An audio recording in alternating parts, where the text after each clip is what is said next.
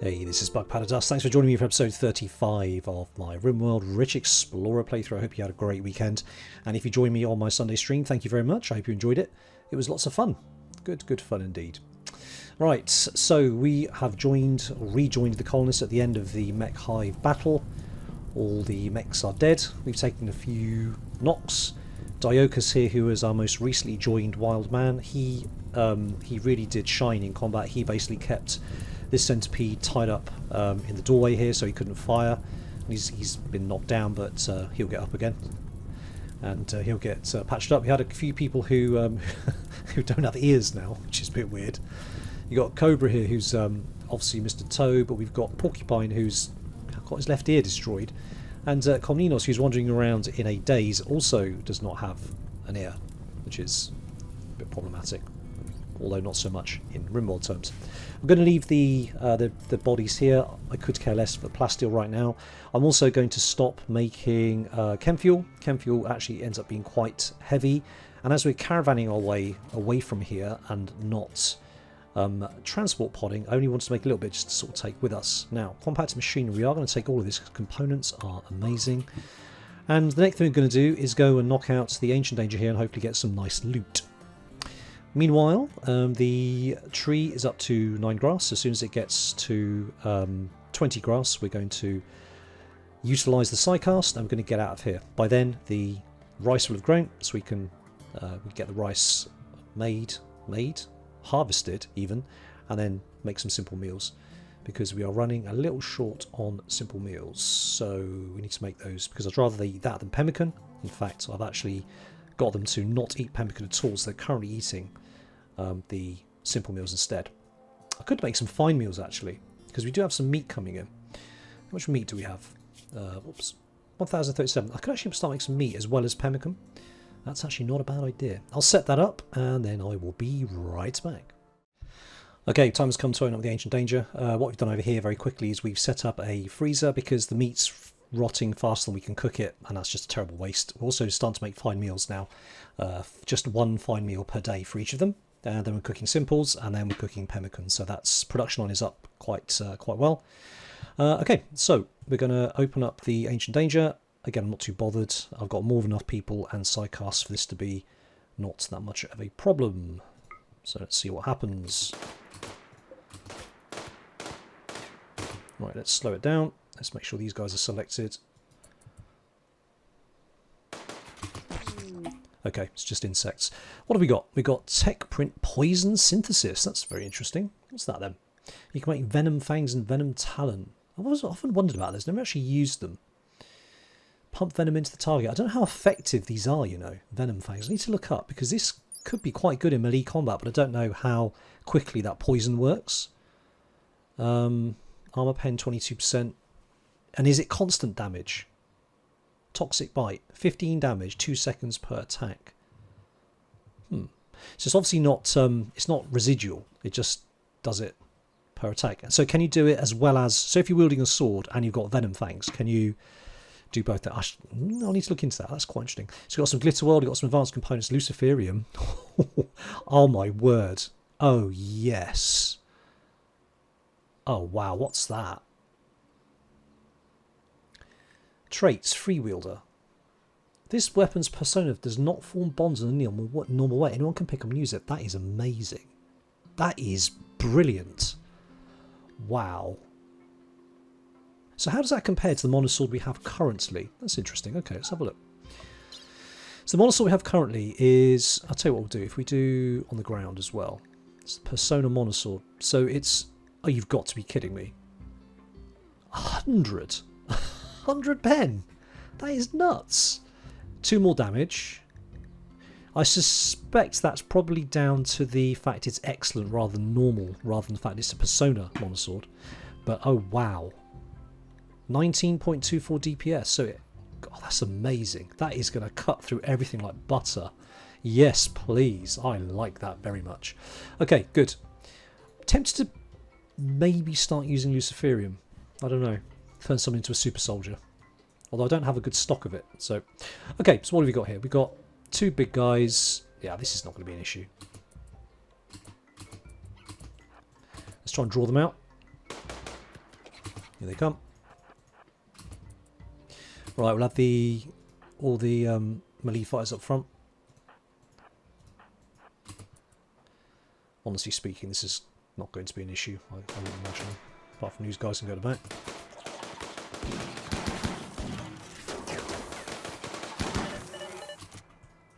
Okay, next.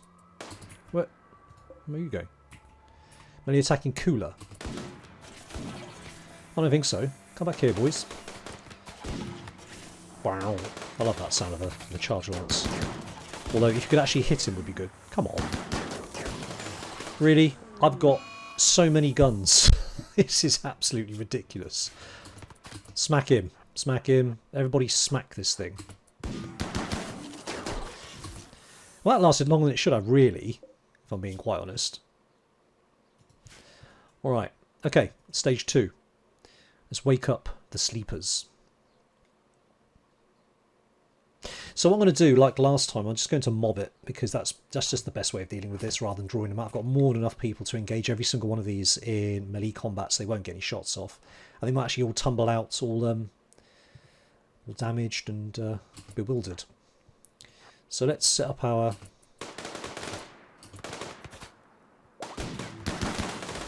Okay, let's kill those first. Lovely. Alright, so Ariadne's there, Hecklin is there, Cobra's going to be this one down here, Squirt over here, Komninos, you're over there, and we've got a couple of spares. Okay, I need you two to go there, I need you two to go here, 3 even. Diocus is without a weapon. I'm quite impressed you're back on your feet, to be honest, Diocus.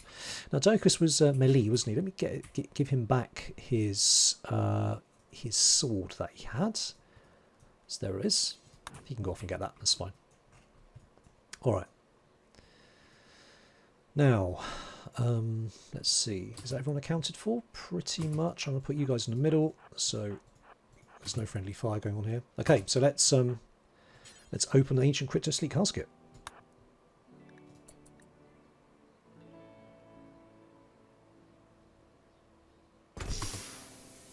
Right, what do we have? Let's try and take account of everything here. So we've got Foley, Phoebe, Sheet. We got, who's here? Can't see. Squint is dead. And Samward. Alright. Masochist, Cannibal, Nudist. Shooting 10 men. That's tempting. I don't have a prison though, so I'm not overly fussed about these guys. However, good armour. Marine armour. Okay. He's got a bit of a mishmash. Are these things attacking? No, they're just wandering. Ah, they're like little pets. That's cool. Okay, I'm not going to take any prisoners because 18 is more than enough people and I don't have a prison, and I'm quite happy with the people I've got. So let's just wreck everybody. I'd quite like his armour though. Actually, recon armour I'm not so fussed about, but I want the marine armour. So let's start doing some stripping. Let's allocate these guys. He's got... I mean, I'll take it, the flak vest. We always need spare flak vests because we're going to kind of run out of those in due course. So take that. Who else is there to engage? You're dead. That's a shame. So what we'll do, let's get Komninos to strip. And you can strip as well. Another heavy SMG. Beautiful. Bio-coded assault rifle is no good. Not interested in the shotgun. Go juice. Wow, very nice. Okay, let's play this forwards. Oh, actually I want these guys to engage this chap. In fact, Cobra can go and smack him as well. Okay, down. Sweet. Okay, good. Is that it? I think we're done. No other reds. Hang on. Oh no, he's stripping. He's done. Okay, great. That's all been done. Let's mark all of these to be deconstructed, and let's now let me just allow unforbid all. Let me just go down here because I don't want them to start collecting these bodies of the mechs, so let me just sort that out. Disallow that, disallow that, disallow that, and disallow that. I don't want this to be collected. I've got no interest in those whatsoever. Okay, so Yeah, I mean, I'm just not interested in these guys. Let's just unselect everybody. Then go back. Now, in terms of melee, who's our best melee fighter? Because they can pick up that that Persona sword straight away. It's actually going to be on this one. Let's have a quick look. Stats. Melee. Melee DPS. Melee. No. I'm looking at skills, aren't I? That's what I'm looking at. Melee. Right. So Komninos has the plasma sword. Flanker's got the mono sword. 12, 12, 13. Okay, we'll give it to Hicklin. Hicklin is has earned the right, I think. Yeah, Hicklin. Hicklin has been slightly hurt. Where was the mono sword? Was it under here somewhere? Yes, equip. Perfect. These things aren't attacking, are they? No, they're just wandering. Okay. All right, good.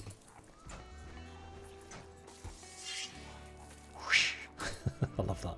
So Lorenzo, you can haul the uranium mace when you're done. Seekers, what are you doing? Really? You've got nothing better to do? Damn. There's something else you can say. Haul it. Haul the marine armor. Don't worry about these guys. I'm not interested in any dead bodies here whatsoever.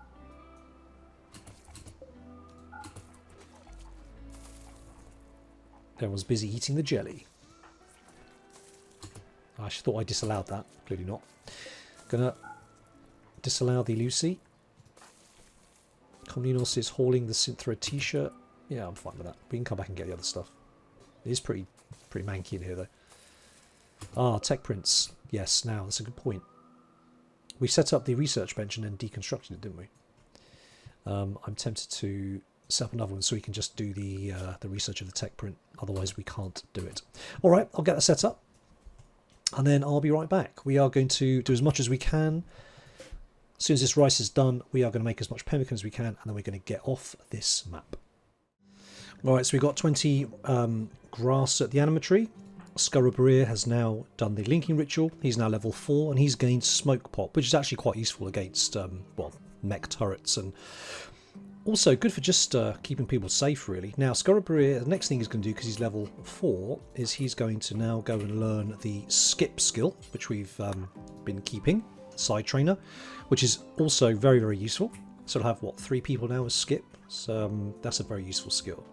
So he's going to do that. Now, so the animatory grass is gone, the rice is done, and we've brought in the last of it. So we are now going to basically use up all the rice, turn it into pemmican, alongside enough meat. I'll just keep killing meat until we have enough meat to match the rice. We've also made a prosthetic leg very quickly for, who was it? Forgotten. Lorenzo. Lorenzo's left leg has been destroyed and he's kind of hobbling around quite slowly.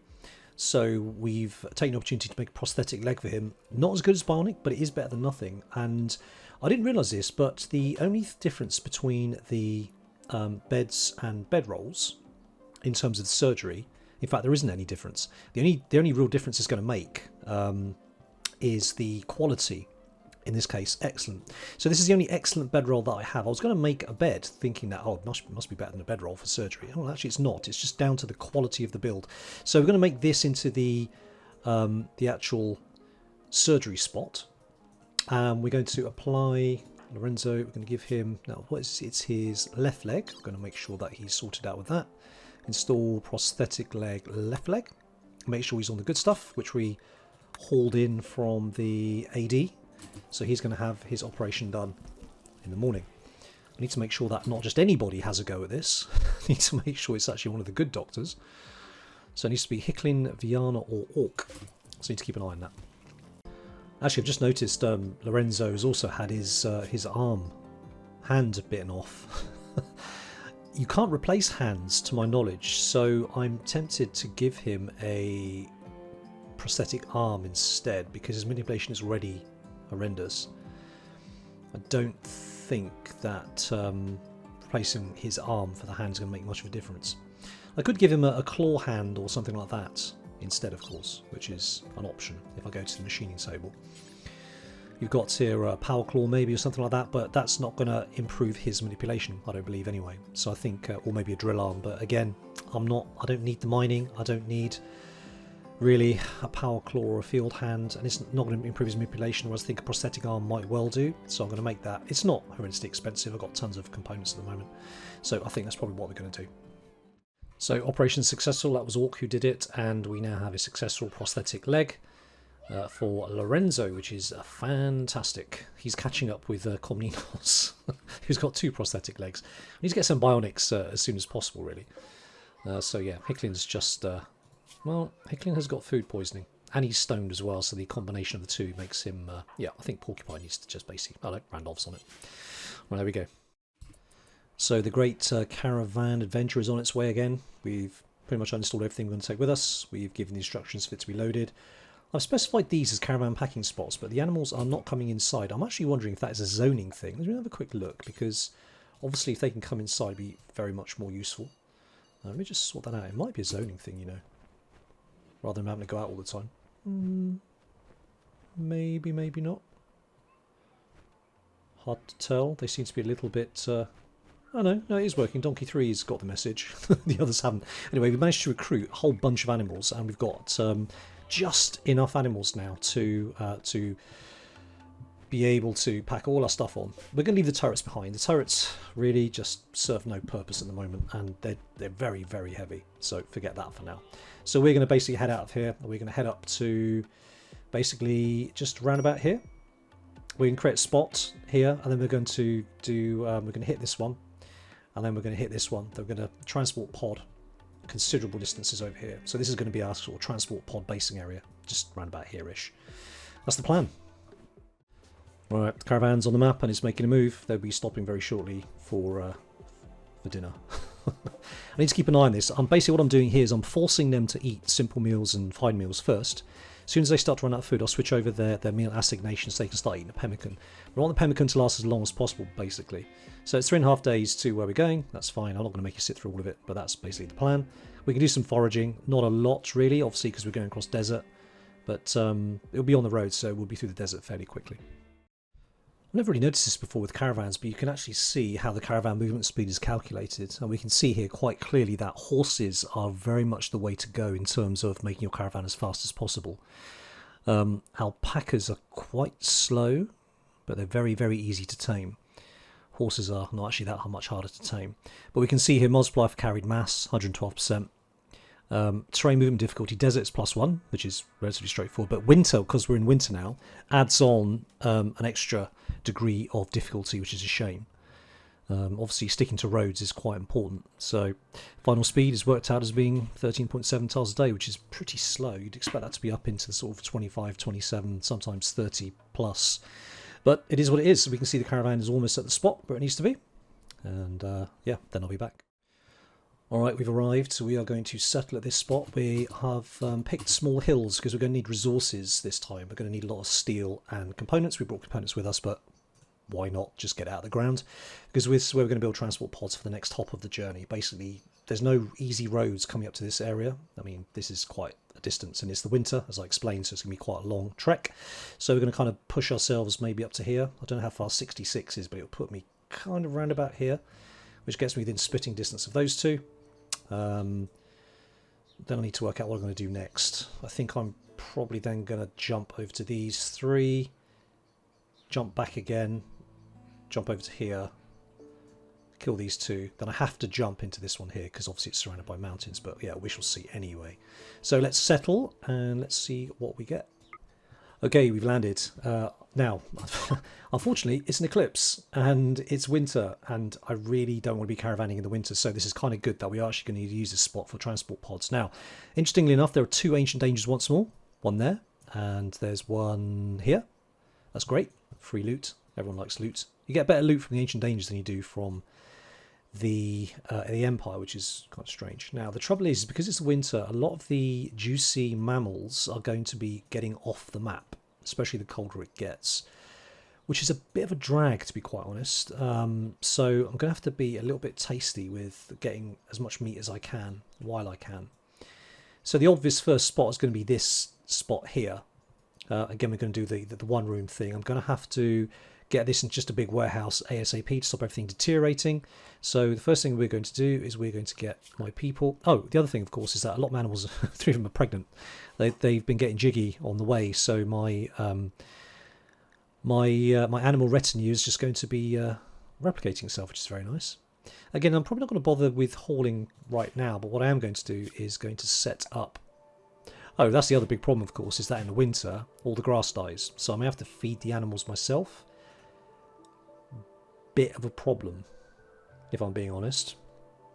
And of course, if I'm transport podding, I'm going to have to leave the animals behind. So, I've got decisions to make. It's not an easy call, really, because getting the animals is easy in the summer, not so easy in the winter. I may have to hole up here for the winter. Didn't really want to do that, but I may not have a great deal of choice. We shall see. Anyway, let's get this set up, and I'll be back. Okay, so after some frantic work, we've managed to set up a little base. We've got some power. We've got an enclosure for our stuff. It's minus, well, it's 8 degrees. It fluctuates between really cold and kind of warmish. We had snow on the ground at one point. We've got the animatory, as always, is nowhere central, so it's up there. We are going to have to stick down a geothermal plant because, here's the thing, all the rich soil is down here, which is a bit of a drag. So what I need to do is set up a geothermal plant, get a couple of sun lamps up and utilise this rich soil, basically, kind of running across here. It's not, I suppose this is probably the best spot. It's not a great shape or anything, but I think if you're going to put down a sun lamp, it's kind of not bad. In fact, that spot's quite good. Maybe this with a little bit of wastage. I think actually there and there are probably the best, most convenient for the base and running the power down. But I'll have to set a geothermal first. Good job I researched them. And we are going to be here a little while by the looks of it, because to make pemmican you need veg. To get veg in the winter, you have got to do this kind of thing. Greenhouses or hydroponics. Hydroponics are a bit of a drag, to be honest. They have their place, but they do suck up a lot of power. I'm inclined to maybe use a mixture of the two. I don't know if I've even researched hydroponics. I didn't think this far ahead. I knew there'll be a problem with the plan somewhere. Got hydroponics? I have got hydroponics. Okay, that's fine. So I might do a mixture of them both. So I'll get a couple of sun lamps down here. Let me just set that up now. Furniture, sun lamps. So if we do one there. No, I shouldn't have put that, did I? There.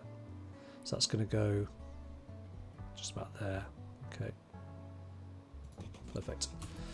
All right, we'll get that built, and then as soon as they're down, you can then you can highlight. You can actually do a growing zone to match the sun lamps, which is actually quite a nice little feature. All right.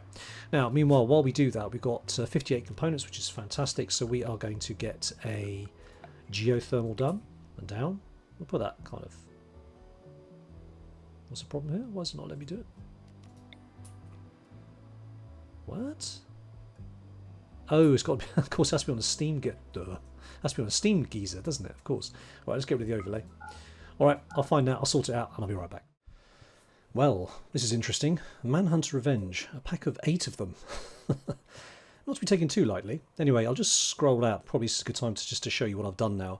So we've got a geothermal, 2 solars, couple of batteries. This is supporting the very, very power-hungry sun lamps at almost 3 kilowatts each.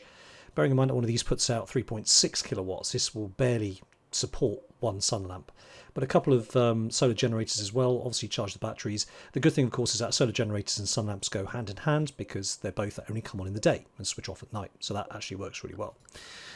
So this seems to be going quite well. We planted a whole massive amount of corn in here. We set a couple of fires to keep it warm. Is this better than hydroponics? Yes, arguably.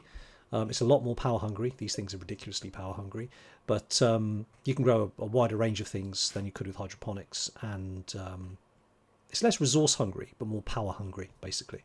So I'm frantically trying to get perimeter up because I'm going to have to stay for a little bit, and I really want to get perimeter up. This down here is much bigger than I wanted it to be. Going to use this as some kind of choke point stroke kill box, force them to come in, through the splashy water. They can't go in the middle. We have to force them to come around the outside. I don't quite know what I'm going to do, but I'll work something out. Because we are going to get big raids. I just need to handle it, basically. If there's one thing I've learned from this is don't caravan in the winter, and factor that into your into your plans, which I didn't do. So I'm having to spend a lot more time here than I would like. Fortunately, the winter here is not actually that bad. It's 3 degrees centigrade. It goes down to maybe -10. So that's actually quite good. I'm trying to just keep my guys in simple and fine meals as far as possible, which we're kind of doing. We are sort of keeping on it by doing lots of hunting. Anyway, we've got to deal with these guys here. Now, fortunately, we've got... Actually, I was going to say fortunately, where is Porcupine and Orc? They are a major sort of spell casters, if you like. Orc is there, Porcupine is there. Let's get them drafted and bring them out. So the people we've got, fortunately there's quite a few people out here hunting. We've got 3 people hunting at any one time. We can drag these guys back. In fact, you guys can keep on firing. Zekus and Freckles can come back. And Thuja can also keep on firing. Wow. We need some... we do need some melee troops out here as well. These things are not to be taken lightly. Scarabria, Cobra, yeah, these 2 can come over here as well. I don't know if they'll get here in time. Now, Zekus can potentially jump. He doesn't have a jump pack. Well, Freckles has a jump pack, but we shall see if that's needed.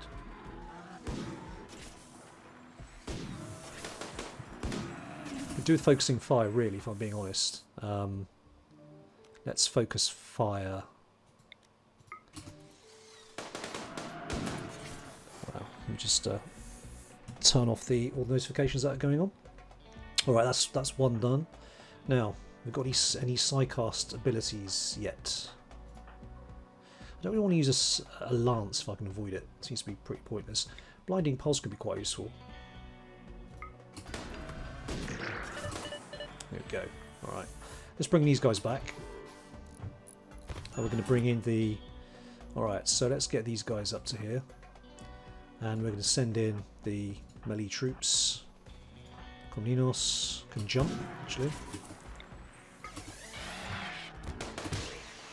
Comninos is going to take on that one. Randolph is running like Jiggins. Cobra actually can take on this one.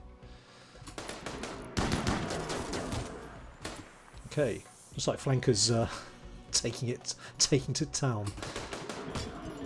Boom. Lovely. Okay. That's fine. I wasn't overly fussed, but I thought you might want to see it anyway. Alright, cool. That's very good. Let's mark these guys up for hunting, which they are, and everyone else. Okay, fine. Thanks to all my wonderful colonists. I think we took a few small little cracks, but that's fine. I'm just going to make sure that nobody's actually properly injured. Squirt. No, it's all just bruises and whatnot. I'd rather not waste the medicine, so I'm going to set it all to Dr. Care no medicine, just in case. Alright, cool. That works. I think we're going to leave it there, though, for the day, because I've been playing this for quite a long time today, and as you can see, a huge amount of progress been made, but not much that's worth showing you. It's all a bit boring, just kind of building and whatnot. So I am going to probably call it a day there, a few minutes early. We've been trying to tame the boomlopes, because they do tame relatively easily, and they're a very good source of chem fuel. As we can see, we've got a couple. We've got quite a lot of animals. It looks like the foraging issue is not going to be a problem. The winter here is not bad enough to kill the grass, so they can all feed themselves quite happily. So we've got our group of animals still, which is quite handy. So yeah, it's all looking good. I've been trying to live off the land where possible, using the structures as my kind of building blocks. So I haven't had to do a great deal of mining. But yeah, we need to really focus on food. How much pemmican do we have left? We've got 6,400. We used about 4,000 getting here and setting the base up. So we want to get that back up again. But in order to do that, we've got to get stuff in the ground, which it could potentially grow right now. I am tempted just to get some growing going on. And if it gets cold, I think it's -10 is when it kills the crops. But other than that, I might just get some cheeky grow zones set up just nearby. And see if we can get something growing in the ground. Just get some rice, really, just to bolster it up. So, yeah, there we go. Anyway, I hope you enjoyed the episode. It's a bit patchy, but we have made a move, and we set up a base again. We are going to get raided quite heavily, so I do want to perimeter up as soon as possible. Yeah. We'll have to focus on that. There's a lot of wide open space, which is just, oh, it's horrible. Too much wide open space. I was hoping to tuck in behind mountains and stuff, but it hasn't happened that way. Anyway, there we go. You take care of yourself. I will catch you on tomorrow's episode. But for now, this is Bug, pulling the plug.